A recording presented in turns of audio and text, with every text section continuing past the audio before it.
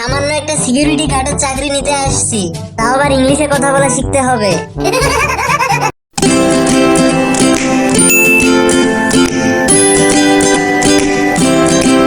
আচ্ছা বল্টু সাহেব শোনেন, মনে করেন একটা লোক একটা লটারির টিকিট কিনলো এবং আরেকটা লোক তার বউয়ের সাথে ঝগড়া করতেছে। বলেন তো এই দুইটা লোকের মধ্যে কে বেশি ভাগ্যবান? যে লোকটা লটারির টিকিট কিনেছে সে বেশি ভাগ্যবান। কেন? কারণ তার জেতার অন্তত একটা সম্ভাবনা আছে।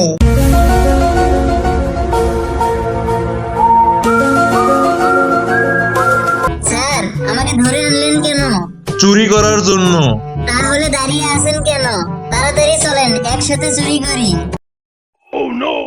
আচ্ছা আপনার নাম কি? আমার নাম হচ্ছে বল্টু। আচ্ছা আপনি কি ইংলিশে কথা বলতে পারেন? না স্যার, ইংলিশে তো কথা বলতে পারি না।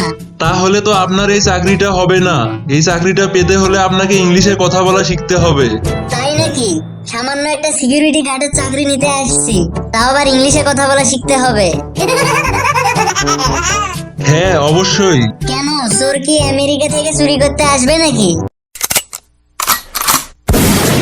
আসুন ভাইয়েরা আসুন, আমার এখান থেকে গরম গরম আলু ভাজা খেয়ে যান। কি ব্যাপার ভাই, আমি তো দেখতেছি আপনি জিলাপি ভাজতেছেন, কিন্তু আলু ভাজার কথা বলতেছেন কেন? আরে ভাই চুপ থাকেন, জিলাপি ভাজার কথা বললেই এখনই মাসি এসে শুরু করবে। আচ্ছা জান, আমি মরে গেলে তুমি আরেকটা বিয়ে করবে না তো? আরে কি বলতেছো জান, এটা তো কখনো সম্ভবই না। সত্যি বলছো তো? আমার কিন্তু বিশ্বাস হচ্ছে না। বিশ্বাস না হইলে একবার মইরাই দেখো। আচ্ছা দোস্ত, জানিস আসলে প্রেম ছাড়া মানুষ বাঁচতেই পারে না।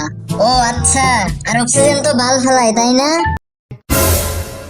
আচ্ছা বাবু শোনো, তুমি যদি কখনো কোটিপতি না হতে পারো তাহলে কিন্তু আমার বাসা থেকে তোমাকে জামাই হিসেবে কখনোই মেনে নেবে না। কিন্তু বাবু, আমি যদি কোটিপতি হই তাইলে আমার বাসা থেকে তোমার মতো ফকিন্নিকে বউ হিসেবে মেনে নিবে না। বল্টু আপনাকে আর চাকরিতে রাখা যাচ্ছে না।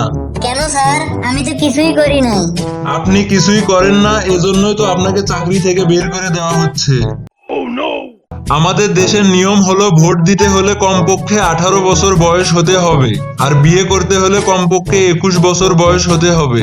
স্যার, এটা থেকে আমরা একটা জিনিস শিখতে পারলাম। কি শিখতে পারলি? দেশ চালানোর থেকে বউ চালানো অনেক কঠিন। আচ্ছা দোস্ত, পৃথিবী নাকি সূর্যের চারপাশে ঘুরে? হ্যাঁ, কিন্তু কেন? আরে ধুর বেটা, এগুলো সব ভুয়া কথা। আরে কি বলছিস, ভুয়া হতে যাবে কেন?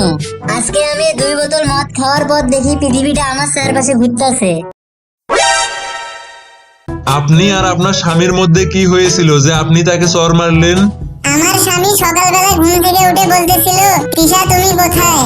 এই সাধারণ বিষয়ে আপনি তাকে চর মারলেন? এটা কোনো সাধারণ বিষয় না, কারণ আমার নাম সূচনা।